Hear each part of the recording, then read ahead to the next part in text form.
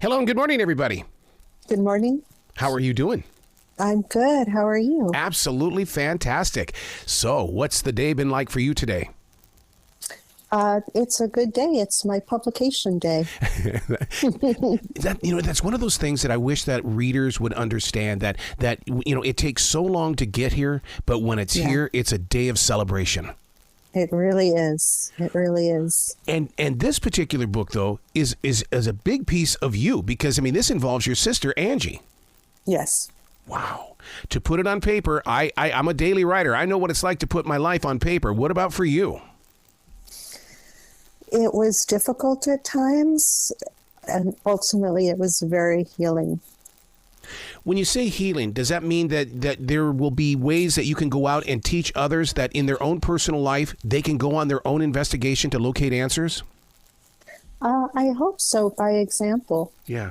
To get to this moment goes through an editing process. When you have lived it and then you put it on paper and then you have to send it to the editor, that's a tough time for authors because it's someone else's interpretation of your journey.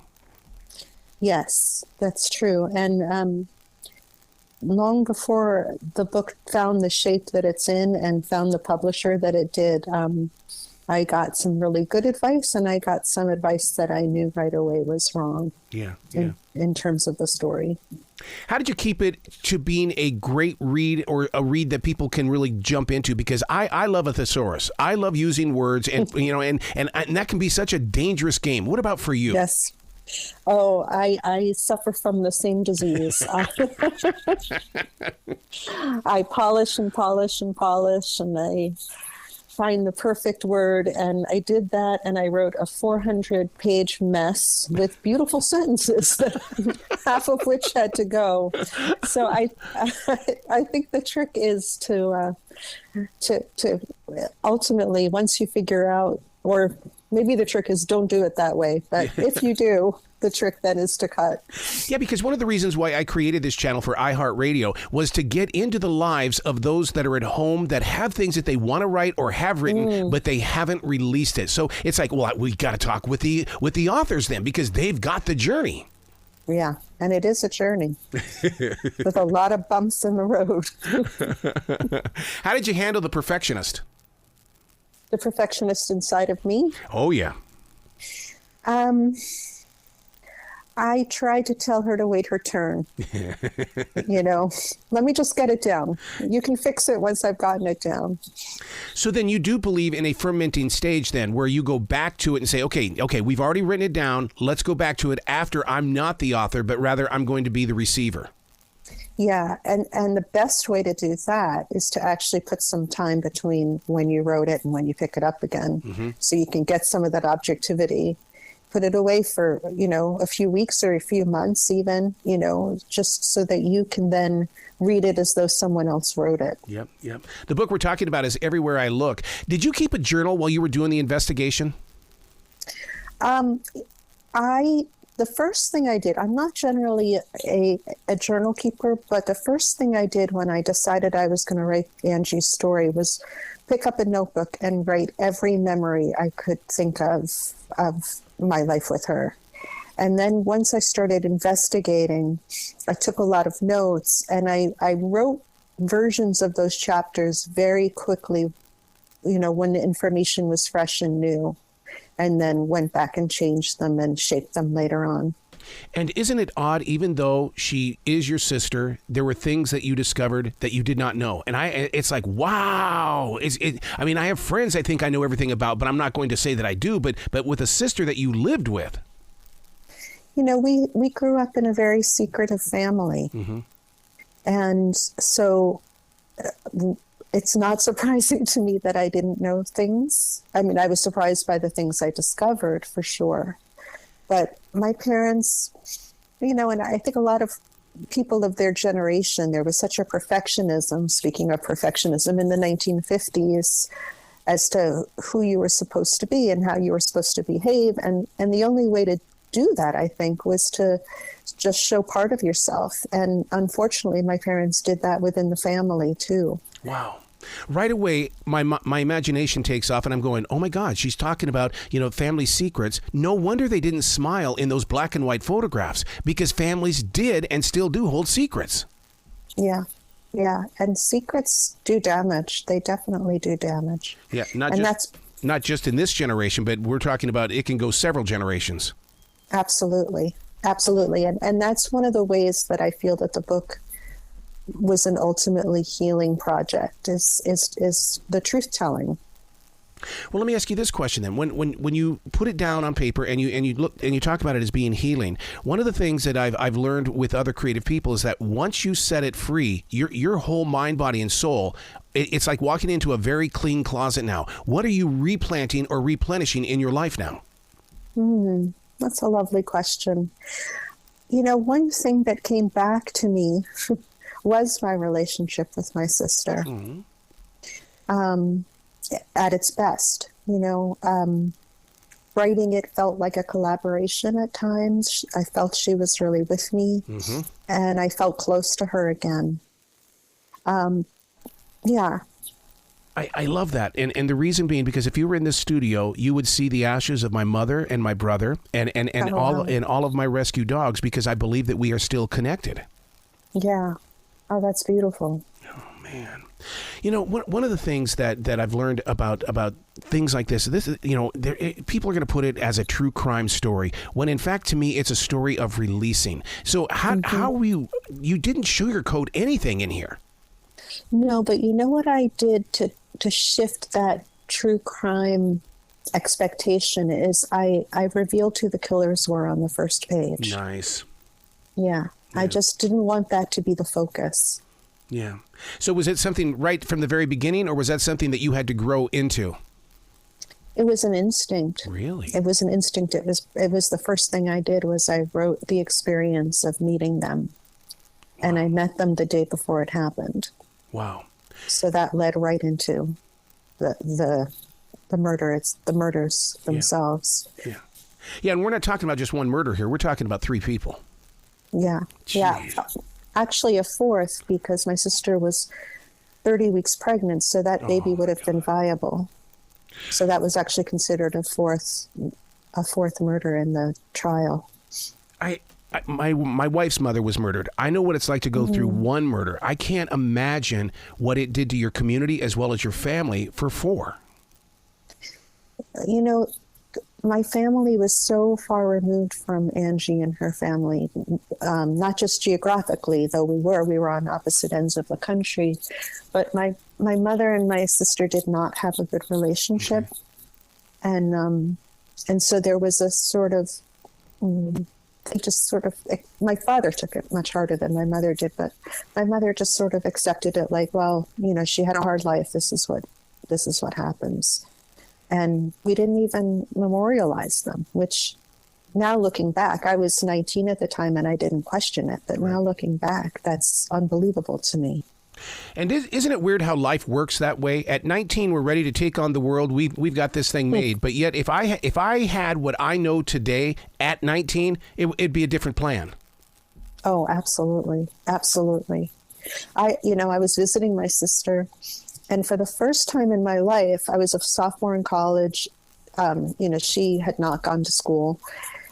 For the first time in my life, I was feeling superior. I was feeling, I've got to go conquer the world. I don't have time for this. Yep.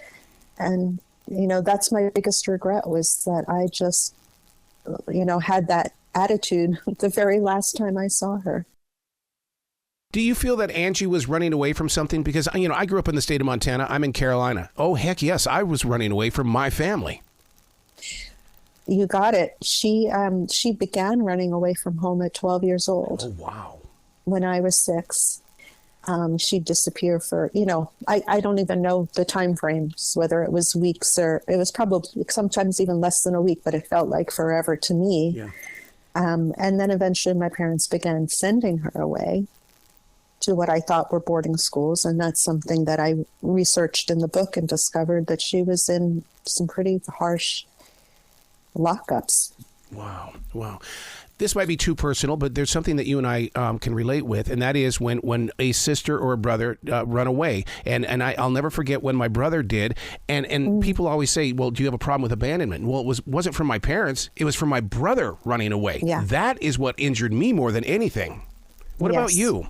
Absolutely. Absolutely. I to this day, I have terrible, terrible sleep habits. I cannot wind down at night. And I know it's because I expect the people I love to disappear if I let my guard down.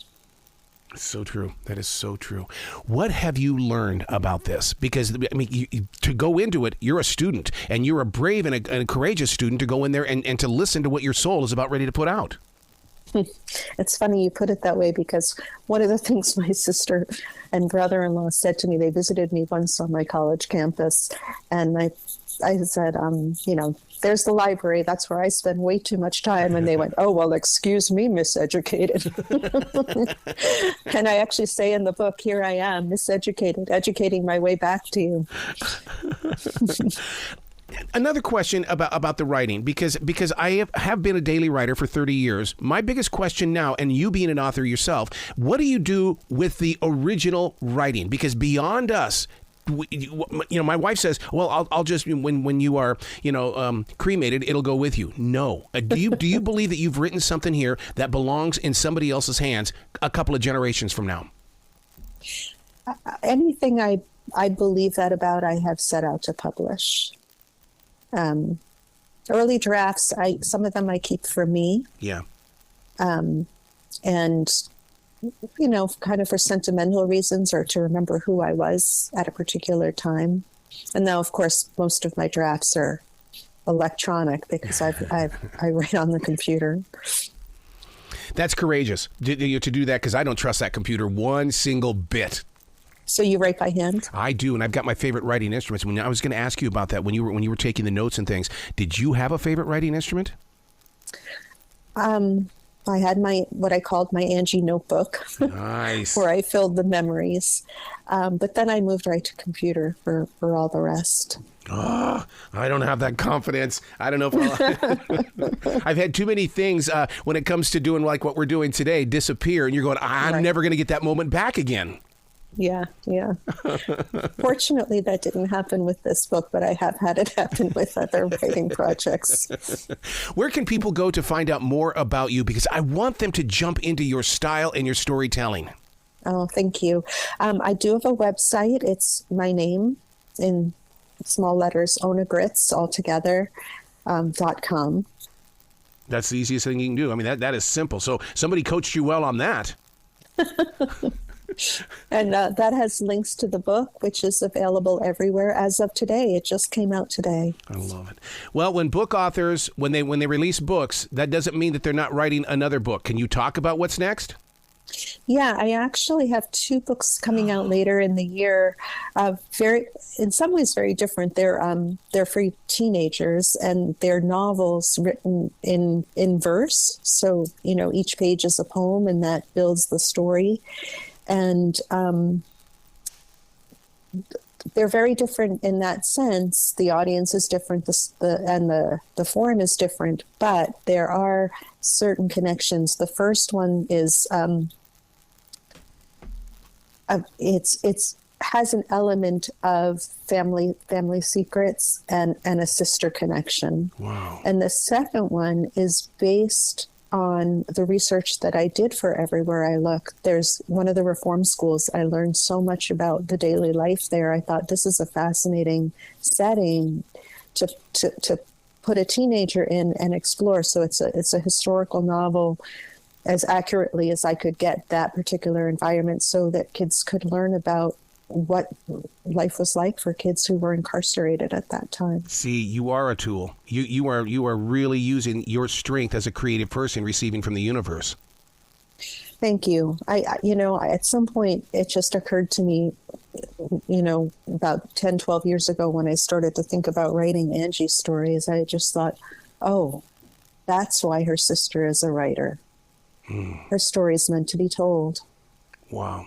Well, when you're ready to release those next books, you've got to come back, especially the book written in verse, because my last book was that way. It's 53 pieces of poetry that just happen to tell a story. Oh, wow. So I'm speaking your street when you say, that kind of a thing. Wow. Yeah, I would love to come back and talk to you about them. Absolutely. Absolutely. Well, you be brilliant today, okay, Miss Ona? All right. Thank you. Good to talk to you.